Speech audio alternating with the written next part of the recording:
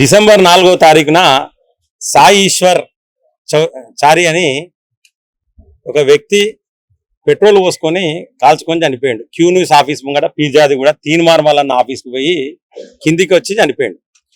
So దీనికి సంబంధించి చాలా మంది రకరకాలుగా వార్తలు వేసిండ్రు.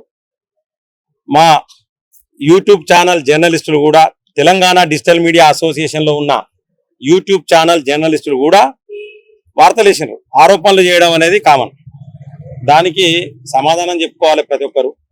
దీనిలో భాగంగా చాలా మందికి డౌట్లు వచ్చినాయి. డౌట్ నెంబర్ 1 ఏంటంటే, సాయి ఈశ్వరాచారి అనేట ఆయన బీసీ ఉద్యమం చేసిండా చేయలేదా, ఇది తీన్మార్మల్ అన్న కల్పితమా అనేది ఇది నెంబర్ 1 డౌట్ వచ్చింది. నెంబర్ 2 ఏంటంటే, మనకు చాలా మంది తీన్మార్మల్ అన్ననే చాలా సామెతలు చెప్తాడు. సో నేను కూడా ఒక సామెత చెప్తాను, ఏడ్చే మొగుని నమ్మద్దంటారు. సో అట్లనే ఎవరు ఏడవలే, తీన్మార్మల్ అన్న ఒక్కడే దొంగేడుపులు లంగేడుపులు ఏడిచిండు అక్కడ మరి. సో దాన్ని కూడా చాలా మంది డౌట్ పడ్డారు. అలాగే ఆయన ఒక విజువల్ చూపిస్తా ఉన్నాడు, తీన్మార్మల్ అన్నకు దండం పెట్టిన విజువల్ ఏదో చూపిస్తా ఉన్నాడు. అదొక్కటే. ఆయన లోపలికి ఎప్పుడు వచ్చిండు, ఎన్ని గంటలు ఉన్నాడు, లోపల ఏం మాట్లాడిండు, మరి ఈ యొక్క సీసీటీవీ ఫుటేజ్ ఎక్కడ పోయింది, మరి నిజంగానే ఆయన బీసీ ఉద్యమం చేసిండు చనిపోయినా తీన్మార్మల్ అన్నతో ఏమన్నా ఇష్యూ అయిందా? ఇంకొకటి ఏం జరిగిందంటే, తీన్మార్మల్ అన్న ఈ యొక్క ఎవరైతే చనిపోయిన వ్యక్తి ఉన్నాడో ఆ వ్యక్తి భార్య యొక్క ఆడియో ఫుటేజ్ కూడా బయటకు వచ్చింది. దాంట్లో క్లియర్గా చాలా స్పష్టంగా క్లియర్గా ఆవిడ ఏం చెప్పిందంటే, మాకు 20,000 రూపాయలు ఇచ్చి ఇన్స్టాగ్రామ్లో ఆ వీడియో పోస్ట్ చేయడం వల్ల కొంత అవమానం అనిపించింది, మా చుట్టాలు అవమానం పెట్టిర్రు అన్నారు. అంటే క్లియర్గా అక్కడ ఏం అర్థమవుతుందంటే, ఈ చావుకు తీన్మార్మల్ అన్నకు ఏదో సంబంధం ఉన్నదా అనేది ఖచ్చితంగా నాకు కూడా అనుమానం అనిపిస్తా ఉన్నది. అందరికీ, మా యూట్యూబ్ మిత్రులకు, సోదరిమణులకు అందరికీ కూడా అదే అనిపించింది. యూట్యూబ్ జర్నలిస్టులకు నాకు కూడా అదే అనిపిస్తా ఉన్నది. నిజంగానే నీకు చిత్తశుద్ధి అంటే పోయిండు, ఎవరు ఇయ్యలే, ఏ బీసీ సంఘం లీడర్ కూడా ఎవరు కూడా పోయి 1 రూపాయి ఇయ్యలేదు, గవర్నమెంట్ కూడా ఏం అనౌన్స్ చేయలేదు. కానీ ఈయన మాత్రం ఇంకా 3 కాకముందే ఇమీడియట్లీ పోయిండు, 15 లక్షల రూపాయలు అనౌన్స్ చేసిండు. ఇది కూడా అనుమానాలకు దారితీస్తా ఉన్నది. అంటే తీన్మార్మల్ అన్న మీద ఇది ఎక్కడైతే నా మీద వస్తుందో, తలకాయ నొప్పి వస్తుందో, ముందైతే పైసలు ఇద్దామనే ఉద్దేశంతో ఇచ్చిండు. సో బాధితులకు ఆయన పైసలు ఇచ్చుకొని, కోట్ల రూపాయలు ఇచ్చుకొని, ఆయన దొంగ సంపాదన సంపాదించని, లంగ సంపాదన సంపాదించని మాకు సంబంధం లేని సబ్జెక్టు. కానీ ఇక్కడ ఏంటంటే, మరి చాలా ఉన్నాయి. నిజంగానే అతను బీసీ ఉద్యమం కోసం చనిపోయాడని ఈయన క్రెడిట్ తీసుకోవడానికి, ఈయన తప్పించుకోవడానికి ఏమైనా చేస్తా ఉన్నాడా?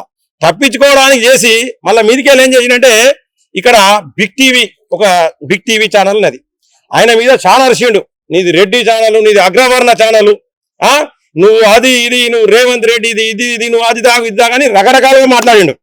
అటువంటి వ్యక్తి బిగ్ టీవీ మీద కనీసం కంప్లైంట్ చేయలే.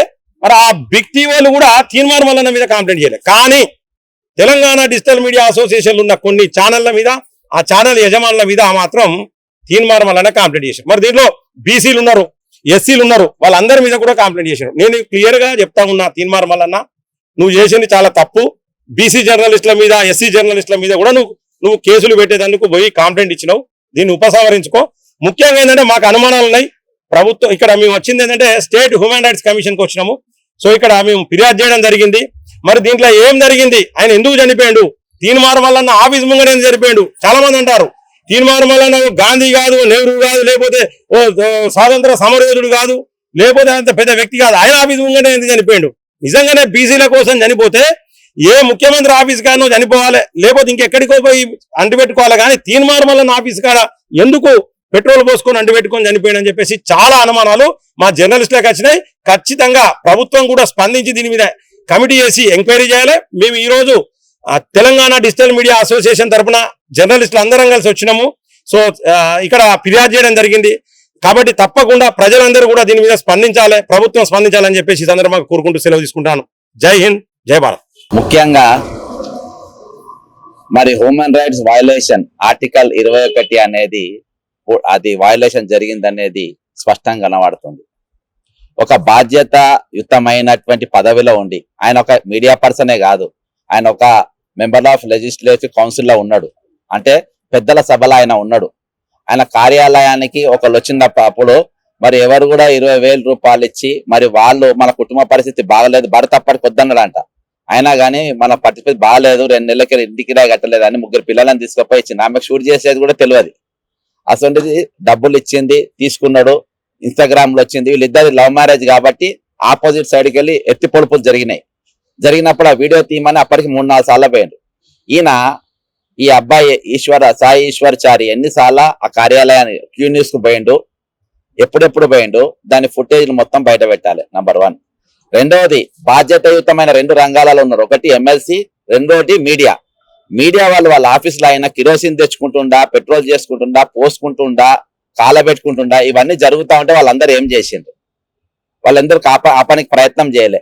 ఈ రోజు మీరు వెనక బ్యాక్గ్రౌండ్ వాయిస్ స్పష్టంగా వినొచ్చు. నువ్వు బీసీ కోసం చచ్చిపోతున్నావు కదా, బీసీ కోసం చచ్చిపోతున్నావు కానీ ఎగేసి అదే మొత్తం డైవర్ట్ చేసే ప్రయత్నం అక్కడ జరిగింది. 2వ పాయింట్. 3వ పాయింట్, అసలు అక్కడికి వచ్చినాక పోలీసులకు వీళ్ళు ఎందుకు ఫోన్ చేయలే? ఇమీడియట్ గా పోలీసులకు ఫోన్ అక్కడ ఆర్పే ప్రయత్నం ఎందుకు చేయలే? కాబట్టి ఇవన్నీ కూడా ఇందులో పొందుపరచడం జరిగింది. ఇంకోటి, వాళ్ళు ఆపిన తర్వాత కొంతసేపు ఆపి దీన్ని రాజకీయంగా మనం వాడుకునే ప్రయత్నం చేద్దాం, రాజకీయాలు వాడుకుందాం అనే ఉద్దేశంతో కూడా కొద్దిసేపు ఈ తమాషాలన్నీ నడిచినాయి. మొత్తానికి ఏదేమైనప్పటికీ ఈశ్వరాచారి ఒక ప్రాణము చాలా విలువైంది. ఈరోజు దాన్ని 10 లక్షలతోనో 20 లక్షలతోనో కోటి రూపాయలతోనో వెలగట్టలేనిది. ఎందుకంటే ఇవాళ ఏం చెప్తుంటారు, right to dignity with life and right to life, ఈ 2 కూడా ఆర్టికల్ 21లో వస్తుంది. కాబట్టి దాన్ని కాపాడడంలో ఒక ఎమ్మెల్సీగా, ఒక మీడియా పర్సన్ గా పూర్తిగా విఫలమైపోయిండు. ఇంకోటి, ఇంతకుముందు రజనీకాంత్ గారు చెప్పినట్టుగా ఇప్పుడు ఎవరైనా నిజంగా శ్రీకాంతాచారి గారు తెలంగాణ కోసం చనిపోయిండు. ఎక్కడ చనిపోయిండు?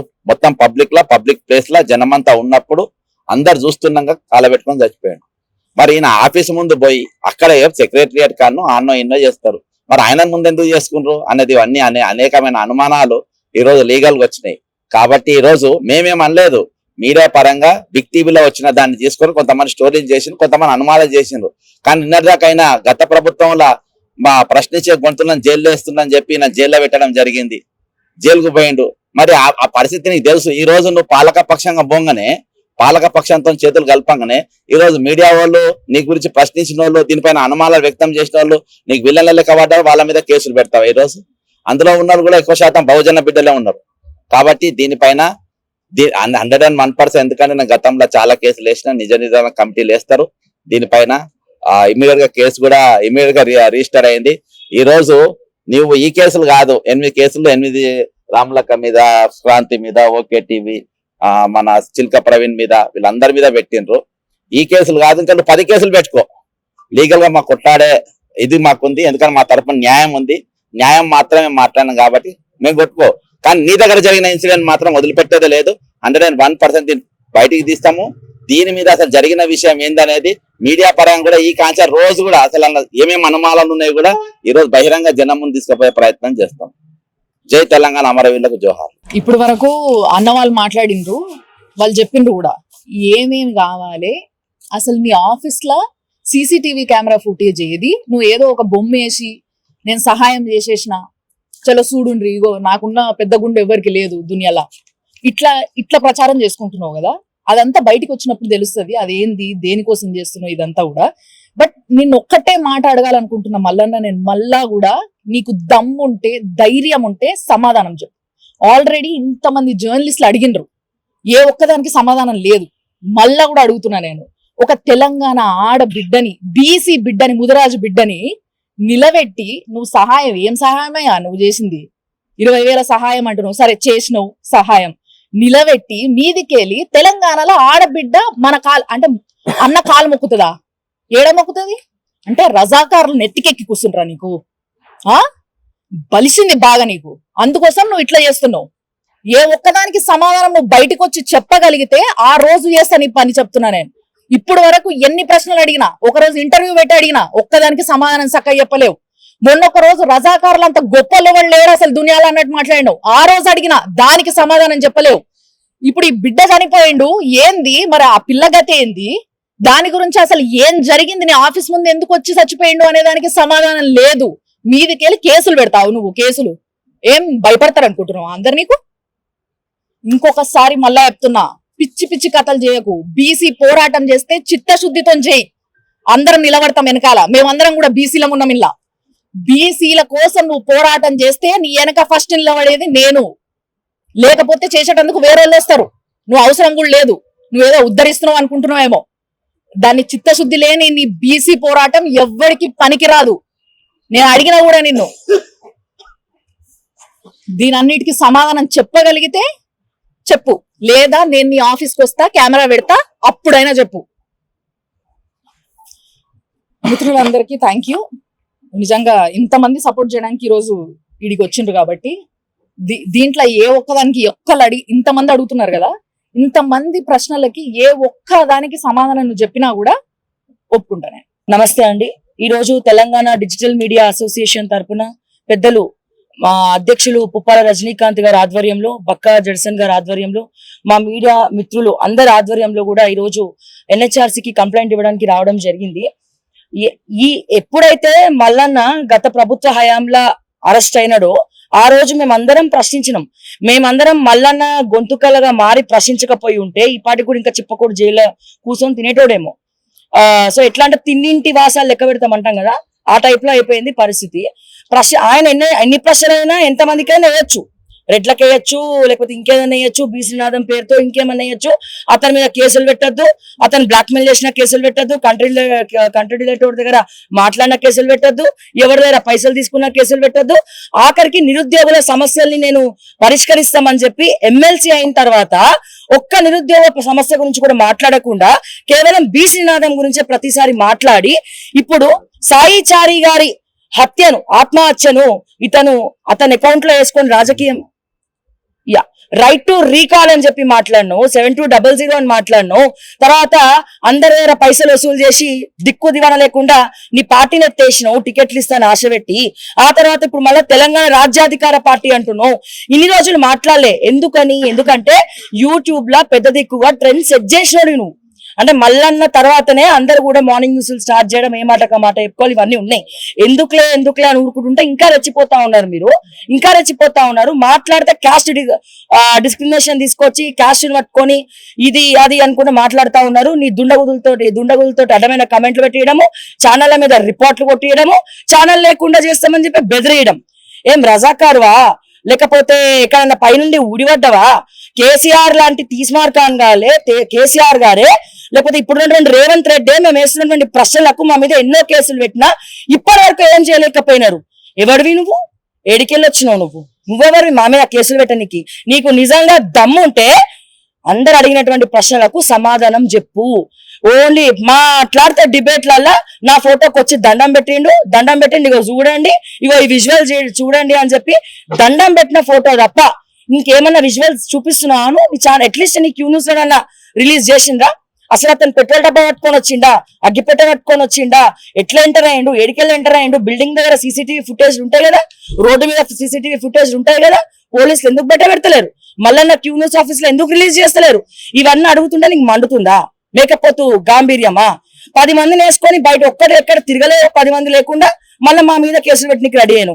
వీటన్నిటికి కూడా ఆన్సర్ చెప్పే దమ్ము ఉంటే ఆన్సర్ చెప్పు, లేకపోతే పార్టీని మూసేసుకో, లేకపోతే నీ ఛానల్ కూడా బంద్ చేసుకో. ఎందుకంటే ఇప్పటికే తెలంగాణలో నిన్ను ఎవ్వరు నమ్మట్లే, బీసీలు కూడా నమ్మట్లే. ఒక్కసారి చూడు, నీ మార్నింగ్ న్యూస్ లైవ్ లో కమెంట్స్ చూడు, తర్వాత నువ్వు ప్రెస్ మీట్లు పెట్టినప్పుడు కమెంట్స్ చూడండి, మీ ఛానల్ కింద ఏం కమెంట్లు వస్తున్నాయో చూడండి. బ్యాచ్ మొత్తం ఏదో బ్లాక్ మెయిల్ బ్యాచ్ తయారైనారు జిందగీలో ఇక్కడ మొత్తం తెలంగాణలో. కానీ క్రెడిబిలిటీ ఉందా లేదా మల్లన్న సంగతి అందరు మర్చిపోయినారా? ఏదో కొంతమంది 10 మందిని పెట్టుకొని బెదిరిస్తే అయిపోతుంది అనుకోకు. నీకు దమ్ము ఉంటే అందరు అడిగినటువంటి ప్రశ్నలకు సమాధానం చెప్తావని చెప్పి ఆశిస్తూ కేసు పెట్టడానికి కారణం ఏంటంటే రమ్యకృష్ణ గారి మీద, ఇటు శిల్క ప్రవీణ్ గారి మీద, అందరూ ఆల్మోస్ట్ ఇంకా ఒకే టీవీ మీద, కొన్ని ఛానళ్ల మీద టార్గెటివ్ గా తను తీసుకుందేమో బీసీ నినాదం, పెట్టిందేమో కేసులన్నిటి కూడా బహుజనుల మీద కేసులు పెట్టింది. సో ఇక్కడనే మనకు స్పష్టమైతా ఉన్నది, మల్లన్న అనేటటువంటి వ్యక్తి తన స్వార్థపూరిత రాజకీయాల కోసం చేస్తుండా, లేకపోతే బీసీ నినాదాన్ని బతికించడం కోసం చేస్తున్నాను అన్నది నెంబర్ 1 పాయింట్. నెంబర్ 2 ఏంటంటే కేసు పెట్టిన వాళ్ళు కూడా కింద ఆల్మోస్ట్ అన్ని కూడా ఒక పోస్టర్లు రెడీ చేసి అన్ని వాళ్ళ ఛానళ్ళ నుంచి వదిలేసారు. ఆ పోస్టర్లలో ఎక్కడ కూడా బీసీ బిడ్డలు కేసు పెట్టిరు అని పెట్టి మెన్షన్ చేస్తా ఉన్నాడు. అక్కడ ఉన్నదంతా కూడా తన పార్టీ అనేటువంటి వ్యక్తులే కేసులు పెట్టారు. ఎందుకు అంటే తననన్నందుకు గానుగా వీళ్ళు పోయి అందరూ కేసులు పెట్టారు. సో అక్కడ అన్నది ఏంది అని అంటే క్లియర్ గా అక్కడ ఉన్నటువంటి సన్నివేశం ఏం జరిగింది, సాయిశ్వరాచార్య అనేటటువంటి వ్యక్తి ఎందుకు వచ్చండి ఆఫీస్ కి, వచ్చిన తర్వాత దండం ఎందుకు పెట్టిండు? తన ఆ దండాన్ని కూడా ఎక్స్ప్లెనేషన్ ఏ విధంగా చేస్తాడు? అన్నా నువ్వైతేనే పక్కా మాకు న్యాయం చేస్తావు అన్నా అని ఈయన ఎక్స్ప్లెయిన్ చేస్తాడు. మీ వాళ్ళు ఇంతగానం వచ్చినా కూడా ఎన్నిసార్లు వచ్చినా చేస్తలేడు అని ఆయన పెట్టి ఉంటాడు. సో ఈ రకంగా అనుమానాలు అయితే మాకున్నాయి. అసలు ఏం జరిగింది? సాయిశ్వరాచారి ఎందుకు వచ్చిండు? వచ్చిన తర్వాత అక్కడ లోపల ఎవరితోటి మాట్లాడినప్పుడు ఆయన తిట్టిర్రా, కొడతామన్నారా, బెదిరించిర్రా, ఏం చేసారు, ఆయన ఎందుకు చనిపోవాల్సి వచ్చింది? ఈ అంశాన్ని చెప్పవలసినటువంటి బాధ్యత తన మీద ఉన్నది. అండ్ రజనీకాంత్ గారు ఇందాక చెప్పారు క్లియర్ గా, ఏడ్చే మొగ్గుని నమ్మొద్దు అని. ఆ దొంగ ఏడుపులు అవన్నీ కూడా దొంగ ఏడుపులు, కంట్ల కంచి నీటి సుఖ రాదు, అన్ని దొంగ ఏడుపులు ఏడ్చుకుంటా ఇవాళ ఉద్యమాన్ని మొత్తం శివరాజకీయాలతోటి తను డైవర్ట్ చేస్తూ తన పద్మం కట్టుకోవడం కోసమే బీసీ నినాదాన్ని వాడుతా ఉన్నాడు. గతంలో మీరు మొదటి నుంచి చూసుకున్నా కూడా ఏ నినాదమైనా చూసినా ఆర్టీఆర్ అన్నాడు, తర్వాత దళితులను పైకి తీసుకొస్తా అని చెప్పేసి ఓ దళిత ముసుగు కప్పుకున్నాడు. దాని తర్వాత 7200 ఇంకా ఇట్లా చెప్తూ పోతే కోదండరాం సార్ పార్టీ కాన్సెల్లి విశారదన్ మహారాజ్ దాకా, మొన్న కాంగ్రెస్ పార్టీ దాకా, ఇట్లా పూటకో వేషం కట్టుకుంటూ పబ్బం గడిపే వ్యక్తి నువ్వు. ఇవాళ బీసీ సమాజం కూడా నిన్ను నమ్మేటట్టు లేదు. తస్మాత్ జాగ్రత్త మల్లన్న. ఇటువంటి కేసులు కనుక నువ్వు పెట్టాలని చూస్తే ఇంతకు 100 రెట్లు మేము తిరగబడతాం. ఖచ్చితంగా నీకు మంచి సమాధానమే చెప్తాం. నువ్వు మళ్ళీ నోరు మెదపకుంటుంటది. ఇక దయచేసి నువ్వు జాగ్రత్త పడాల్సినటువంటి సమయం అయితే వచ్చింది. ఇక నీ బిస్తర్ సర్దుకోవాల్సిందే ఖచ్చితంగా. ఇది మాత్రం నేను గట్టిగా చెప్పగలుచుకున్నాను. Right, thank you. మీడియా మిత్రులందరికీ నమస్కారం. ఈ హ్యూమన్ రైట్స్ కమిషన్ వేదికగా మేము చెప్పదలుచుకున్నది ఏంటంటే, మిస్టర్ తీన్మార్ మల్లన్న, నువ్వు ఒక జర్నలిస్ట్గా ఉండి ఒక రాజకీయ నాయకుడు అయ్యావు. మేమందరం చాలా సంతోషించాం. ఎందుకు అనంటే, మనిషి ఎదగడం అనేటటువంటి దాన్ని జర్నలిజం ప్రోత్సహిస్తుంది, జనం కోసం నిలబడడం అనేటటువంటి దాన్ని జర్నలిజం ప్రోత్సహిస్తుంది. కాబట్టి నువ్వు ఆ స్థాయికి ఎదగడానికి కారణం జర్నలిస్టులే. ఇంకా చెప్పాలంటే అందరము కలిసి నువ్వు ఎన్ని లత్తుకోరు పనులు చేసినా, మాకు ప్రతి ఒక్కటి తెలిసినా మేము ఎందుకు నిన్ను ఎంకరేజ్ చేశాము అనంటే, ఒక జర్నలిస్టుగా ఒక రాజకీయ నాయకుడిగా ఎదిగితే జర్నలిస్టులో ఉన్నటువంటి కష్టాలు తెలిస్తే, ప్రజల్లో తిరిగావు కాబట్టి ప్రజల కష్టాలు నీకు తెలుస్తాయి. కాబట్టి ఒక ఉద్యమంలోకి నువ్వు వెళ్ళావు కాబట్టి అక్కడ ఉన్నటువంటి బీసీ బిడ్డలకి న్యాయం చేస్తావు, చదువుకున్నోడివి అని చెప్పేసి మేము నీకు సపోర్ట్ చేయడం అనేటటువంటిది జరిగింది. ఇప్పుడు నువ్వు రాజకీయ పార్టీ పెట్టినావు కదా, రాజకీయ పార్టీ పెట్టిన తర్వాత కూడా నువ్వు ఒక జర్నలిస్ట్ అని మర్చిపోయి నువ్వు పంక్తు రాజకీయ నాయకుడిలాగా బిహేవ్ చేస్తున్నావు. అప్పుడు మేమేం చేయాలా బల్లన్న? పంక్తు జర్నలిస్ట్ లాగానే బిహేవ్ చేస్తాం. అర్థమైందా? గుర్తుపెట్టుకో, media can break history, versus media can make history, break history. మర్చిపోవద్దు, చరిత్రని రాస్తాం. అలాగే నీలాంటి వాళ్ళు దరిద్రపు చరిత్రలు కనుక రాయాలనుకుంటే కూలదోస్తాం. ఇది మాత్రం గుర్తు పెట్టుకో. ఈ రోజు వరకు ఏ ఉద్యమం నడిచినా, ఆది నుంచి ఈ రోజు వరకు కూడా ఏ ఉద్యమం నడిచినా, ఏ రాజకీయ నాయకుడు ఎదిగినా కారణం మీడియా, కారణం జర్నలిస్టులు. వాళ్ళ యొక్క కోణం నుంచి నువ్వు పని చేసావా అంటే, జర్నలిస్ట్ ఎప్పుడు కూడా ప్రజా కోణం నుంచి, సామాజిక కోణం నుంచే పనిచేస్తాడు. ఆ కోణంలో నువ్వు పనిచేసావా, మేమందరం సపోర్ట్ గా ఉంటాం. కోణం తప్పి నువ్వు నీ వైపు నుంచి నువ్వు చూపించినావనుకో, ఇక్కడ చూసినావా, ఇవి గన్నులు అంటారు. ఏమంటారు వీటిల్ని? మైక్ గన్నులు అంటాం మేము, మైకులను వాటిల్ని. ఆ గన్నులు తిరిగి నీకు ఎక్కువ పెడితే తలిగిలేటటువంటి బుల్లెట్లకి భూస్థాపితం అవ్వాల్సి వస్తుంది. ఆడపిల్లల మీద కేసు పెడతావా? నువ్వు ఒక ఆడపిల్ల చేత కాలు మొక్కించుకొని భ్రష్టు పట్టించి ఒక సంసారాన్ని నాశనం చేసేసినావు. అలాగే ఆడపిల్లల మీద కేసు పెట్టినావు. ఇది ఏంటి అని ప్రశ్నించిన మిగిలిన మీడియా మిత్రులందరి మీద, సోదరులందరి మీద కేసులు పెట్టినావు. ఎన్ని పెడతారు మీరు? ఎన్ని పెడతారు? మాట్లాడుతా అంటావు కదా, నా బొచ్చు బొచ్చు బొచ్చు పీకుతారని చెప్పేసి పీకి చూపిస్తారు. నీకు జనం పీకరేమో, ఎందుకనంటే నువ్వు జనానికి నాయకుడు అని చెప్పి అమాయకులు నమ్ముతున్నారేమో. నీది మొత్తం పీకి ఎలా చూపించాలో జర్నలిస్టులకి తెలుసు, మీడియాకి అంతకంటే బాగా తెలుసు. నువ్వు మొదలు పెట్టావు, మేము కంప్లీట్ చేస్తాం. Thank you. ముందుగా Jai Telangana, Jai Bheem. TDMA Telangana digital media association ఆధ్వర్యంలో ఈ డిజిటల్ మీడియాలో పనిచేస్తున్న జర్నలిస్టుల మీద తీన్మార్ మల్లన్న ప్రశ్నించినందుకు కేసులు నమోదు చేసిండు ఒక 5 డిస్టిక్లలో. అది ఎందుకు నమోదు చేసిండంటే, మేము బాధితుల పక్షాన ఉన్నాం, నీ ఆఫీస్కి వచ్చి ఏ కోణంలో ఎందుచేత ఒక బీసీ బిడ్డ సాయి ఈశ్వరాచారి మరణించిందని మేము బాధితుడి కుటుంబ పక్షాన నిలబడి ప్రశ్నించినందుకు మా మీద కేసు పెట్టింది. ఎవడన్నా బుద్ధిగాల్లోడు పెడతారా ఇట్లా కేసు? నేను లంగాన్ లేదు, దొంగన్ లేదు, నువ్వే కత్తులతోటి పొడిచినామని కూడా అనలేదు. మేమేమన్నాం? ఆయన నీ ఆఫీస్కి ఎందుకు వచ్చిండు? ఆయన భార్య ఆఫీస్కి వస్తే 20,000 ఇచ్చి ఆ వీడియోని ఇన్స్టాగ్రామ్ లో కావచ్చు, నీ యూట్యూబ్ లో కావచ్చు ఎందుకు వేసుకున్నావు? సరే, తన భార్య వచ్చి వెళ్ళినాక ఆ వీడియోని వేసినాక ఆ ఇంట్లో వాళ్ళు మా పరువు పోయిందని ఆ చుట్టుపక్కల వాళ్ళు అనడం వల్ల తన భర్తకు చెప్పి ఆ వీడియో డిలీట్ చేయించే ప్రయత్నం చేయని తన భర్తను నీ ఆఫీస్కి పంపితే వారం రోజుల పాటు తన భర్తను తిప్పించుకొని ఆఖరికి ఆయన ఏదో బీసీ మూమెంట్ లో ఆయన ఉన్నట్టు చిత్రీకరించి ఆయనను మానసికంగా రెచ్చగొట్టి ఎమోషనల్ గా ట్రాప్ చేసి ఆయనకై ఆయన ఆత్మహత్య చేసుకొని చనిపోవడానికి నువ్వు కారణమైనది మా అనుమానం. ఈ ప్రజాస్వామ్యంలో ఆ ప్రాణం ఎందుకు పోయిందని మేము అడగకూడదా?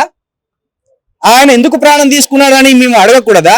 ఇది అడిగితే నువ్వు మా మీద కేసులు పెడతావా? ఈ రోజు మళ్ళీ అంటున్నాం, ఈ మీడియా సమూహంగా డిజిటల్ మీడియా అసోసియేషన్ లో ఉన్న జర్నలిస్టు సభ్యులుగా ఒకటి అడుగుతున్నాం. 3 పిల్లలకు తండ్రి లేకుండా చేసిన దుర్మార్గుడా, ఓ భార్యకు భర్త లేకుండా చేసిన దుర్మార్గుడా, దాన్ని అడిగినందుకు ఈ రోజు మా మీద కేసులు పెడుతున్నావు దుర్మార్గుడా. నువ్వు ఎక్కడి నుండి పోయినావు? ఇదే గుంపు నుండి పోయినావు కదా శాసన మండలికి. ఆ రోజు ఏమన్నావు? మీడియాను టచ్ చేస్తారా? మీడియాను టచ్ చేస్తే దుమ్ము రేపుతా అన్నావు. ఈ రోజు అదే మీడియాను ముట్టుకున్నావు.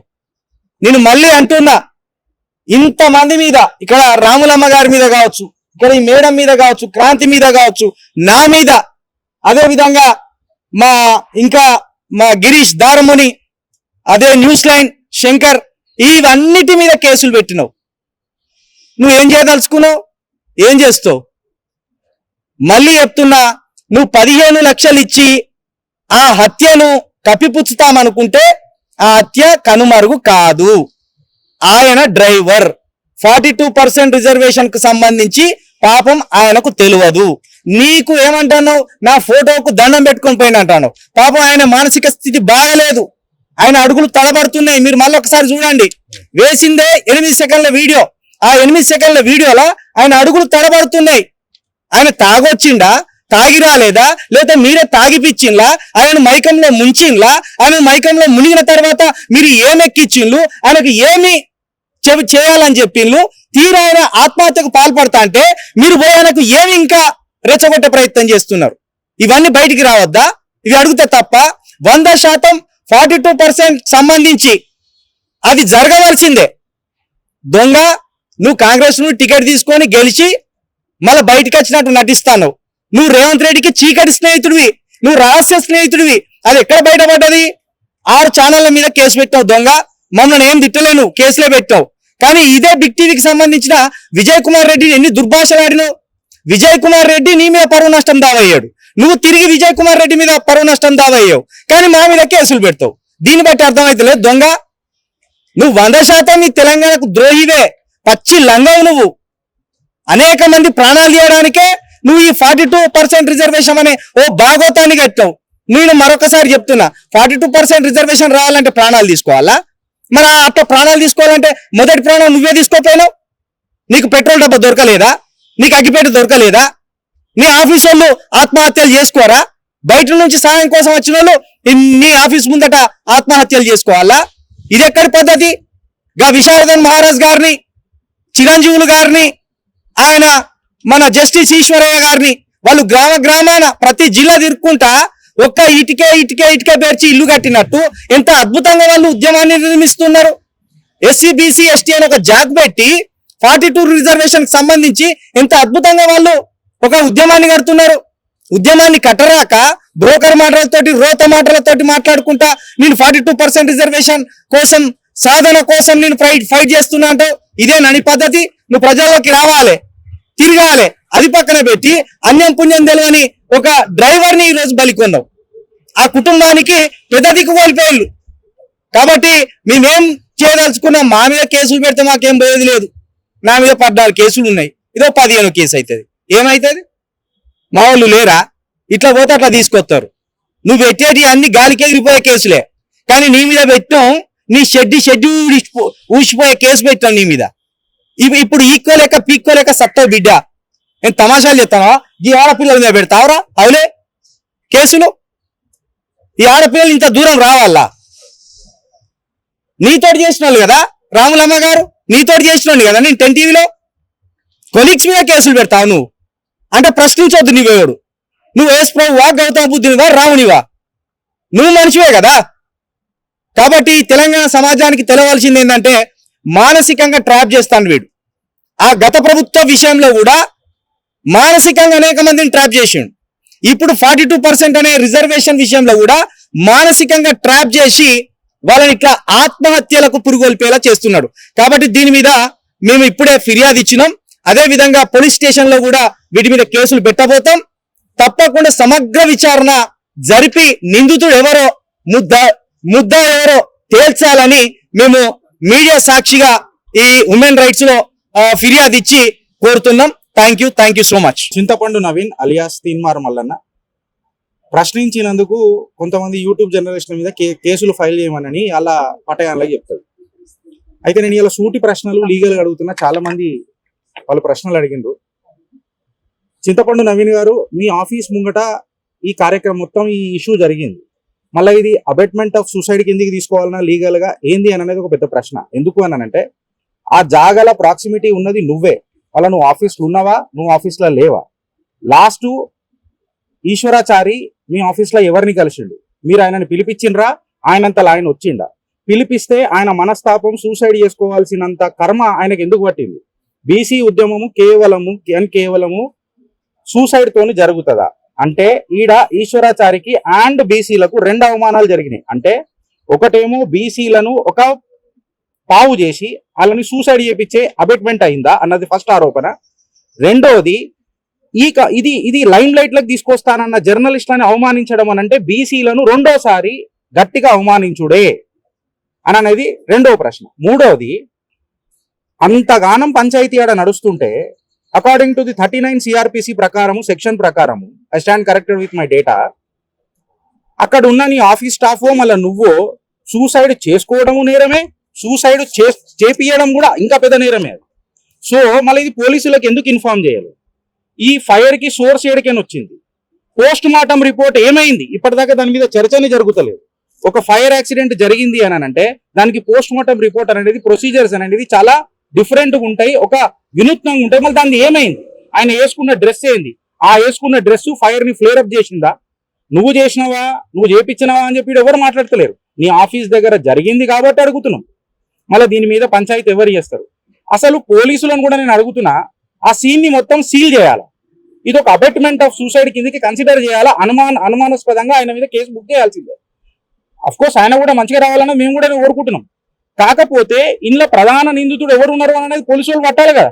ఆ సీన్ ని మొత్తం సీల్ చేయాలి కదా. ఇన్వెస్టిగేషన్ కాకుండా సీసీ ఫుటేజ్ తీయకుండా ఆయన సోఫాలో కూర్చోబెట్టి మాట్లాడు అనేది ఇది ఎక్కడో ఒక ఫేవరెటిజం జరుగుతున్నది అని క్లియర్ కట్ గా కనిపిస్తున్నది. So I request that concern call మీద కాలేసుకొని ఇట్లాంటివి మాట్లాడుతుంటే జర మాకే రాజ్యాంగబద్ధంగా కొంచెం జర డిఫరెంట్ అనిపిస్తున్నది. సో మేమేమంటున్నాం అని అంటే నువ్వు కూడా కడిగిన ముత్యం లెక్కనే జర బయటికి రావాలా. మళ్ళీ నువ్వు కడిగిన ముత్యం రా, లేకపోతే బీసీలను కాలాంతకులు పంపించే కాల నాగువా అనేది ఆ దర్యాప్తు బయటికి రావాలా. సో నేను రెస్పెక్టివ్ ఏజెన్సీస్ ని కోరుతున్నాను. Last but not the least ఏంటంటే అసలు సీసీటీవీ ఫుటేజ్లు ఈయన ఇయ్యకపోతే బయట దొరకయా? ఇంకొక గంభీరమైన ఆరోపణలు ఇలా మీడియా జర్నలిస్టులు, యూట్యూబ్ జర్నలిస్టులు ఏమని మాట్లాడుతున్నారంటే, ఏమన్నా ఎవిడెన్సులు సపరేషన్ చేసే యాక్టివిటీ జరుగుతుందా, ఎవిడెన్సులు ట్యాంపర్ చేసే యాక్టివిటీ జరుగుతుందా, ఇన్ని రోజులు అయిపోయినా యాక్చువల్ ఎవిడెన్సులు బయటికి ఎందుకు వస్తలేవు, నేను కొట్టినట్టు చేస్తా నువ్వు ఏడ్చినట్టు చేయననే తత్వం ఏమైనా నడుస్తుందా అనేది లీగల్ క్వశ్చన్స్ ఇవన్నీ ఉన్నాయి. First question, fire of swords of fire ఎందుకు అసలు? ఫస్ట్ ఆఫ్ ఆల్ ఈశ్వరాచార్య ఎందుకు వచ్చాడు?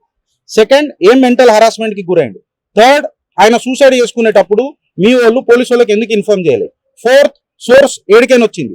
ఫిఫ్త్, సీన్ ఆఫ్ అఫెన్స్ ని సీల్ ఎందుకు చేయలే? సిక్స్త్, అలా భార్య వచ్చి మిమ్మల్ని మాట్లాడినప్పుడు కూడా మీరు ఎందుకు కనికరించలే? Last but not the least, complete గా ఎవిడెన్స్ ఎందుకు బయటకు వస్తలేదు అది పెద్ద నేరం అవుతుంది. సీన్ ఆఫ్ ఎఫెన్స్ ఏదో ఏది సీజ్ చేయాలని అది కూడా స్పష్టంగా చెప్పు. మన ఆ ఏరియా కంప్లీట్ గా ఆయన ఆఫీస్ కూడా, ఆఫీసు గీఫీసు స్టూడియో అది ఎక్కడ జరిగిందో అక్కడ కంప్లీట్ గా సీల్ చేయాల్సిందే. అది. And last but not the least ఏంటంటే బీసీలకు న్యాయం జరగలే. ఇన్ఫాక్ట్ చెప్పాలంటే బీసీలకు రెండవసారి ఈశ్వరాచారి సూసైడ్ చేసుకున్నట్టు అయింది. ఇది ఒక దురదృష్టపు ఘటన. అన్నా నేను బీసీలకు కూడా ఒక చిన్న కోరిక కోరుతున్నా, బతుకుండి గెలుద్దాం, సూసైడ్ చేసుకొని కాదు. మీకేదన్నా ఉంటే టీడీఎంఐ మీకు రక్షణ నిలబడుతుంది, ఒక కవచ కుండలమై నిలబడుతుంది. టీడీఎంఐ మీకు సుదర్శన చక్రం అవుతుంది. జై హింద్, జై భారత్. ఒక క్రైమ్ ఇన్సిడెంట్ జరిగిన అలా మొత్తం రిబ్బన్ కట్టేసి ఒక పోలీసులను పెట్టి అక్కడ ఆపేస్తారు.